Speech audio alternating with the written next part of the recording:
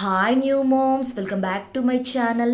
Day 6 lunch రెసిపీకి అయితే ఈరోజు పాలక్తో రైస్ ప్రిపేర్ చేస్తున్నాను. అది ఎలా ప్రిపేర్ చేయాలి, దానికి కావాల్సిన ఇంగ్రీడియంట్స్ అయితే ఇక్కడ నేను హాఫ్ గ్లాస్ అయితే రైస్ తీసుకున్నానండి.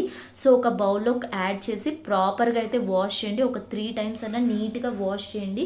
సో వాష్ చేశాక ఇప్పుడైతే నేను హాఫ్ గ్లాస్ అయితే రైస్ తీసుకున్నాను కాబట్టి అదే గ్లాస్తో ఒక 4 గ్లాసెస్ వాటర్ అయితే యాడ్ చేసి ఒక 2 అవర్స్ అయితే సోక్ చేస్తున్నానండి. సో లిడ్ పెట్టేసి ఒక 2 అవర్స్ సోక్ చేయండి. ఇలా సోక్ చేయడం వల్ల పిల్లలకైతే ప్రాపర్ డైజెషన్ అయితే ఉంటుందండి. సో 2 అవర్స్ తర్వాత చూడండి, ఇదైతే ప్రాపర్గా సోక్ అయిపోయాయి. ఇప్పుడైతే పాలక్ దీంట్లో యాడ్ చేద్దామండి. సో ఫస్ట్ నేను పాలకూర చిన్నగా కట్ చేసేసుకొని ఒక 3 టైమ్స్ అయితే నీట్గా వాష్ చేశానండి. పాలకూరలో మట్టి ఉంటుంది కాబట్టి నీట్గా అయితే వాష్ చేసుకోండి. సో కొద్దిగా బౌల్లోకి అయితే యాడ్ చేయండి.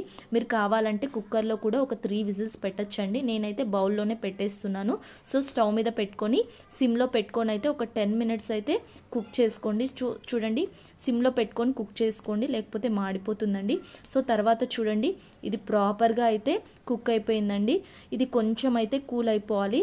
సో కూల్ అయిపోయాక మనం బ్లెండర్తో కానీ మ్యాషర్లో కానీ స్మూత్గా అయితే చేసేసుకుందామండి. సో చూడండి, నేనైతే బ్లెండర్కి వేస్తున్నాను. సో బ్లెండ్ చేశాక చూడండి ఎంత స్మూత్గా అయిపోయిందో. సో పిల్లలకి పెట్టేటప్పుడు కొంచెం గీ అయితే యాడ్ చేసి పెట్టండి. సో 8+ బేబీస్కి అయితే హ్యాపీగా పెట్టచ్చండి.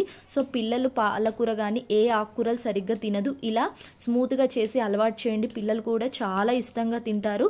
సో ఇలాంటి రెసిపీస్ కోసం అయితే నా ఛానల్ సబ్స్క్రైబ్ చేసుకోండి.